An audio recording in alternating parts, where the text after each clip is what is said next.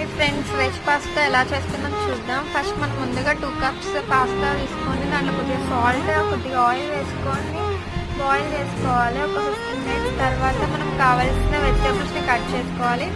కడాయి పెట్టుకొని అందులో ఆయిల్ వేసుకొని ఫస్ట్ ఆనియన్స్ అలానే టమాటాస్ వేసుకొని బాగా ఫ్రై చేయాలి. ఎందుకంటే మన దగ్గర సాసెస్ లేకపోతే ఇది మంచిగా సాస్లా ఉంటుంది.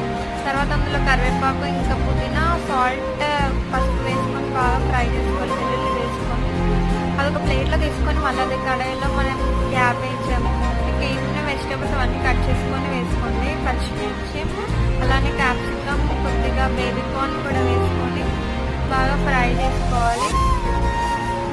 ఫ్రై అయ్యాక దాంట్లో కొద్దిగా క్యారెట్స్ అలానే కొద్దిగా పసుపు వేసుకొని బాగా ఫ్రై చేసుకోవాలి. అల్లం వెల్లుల్లి పేస్ట్ కూడా అలానే ఎండుమిర్చి అలానే మనం ఫస్ట్ టమాటాస్ ఫ్రై చేసుకున్న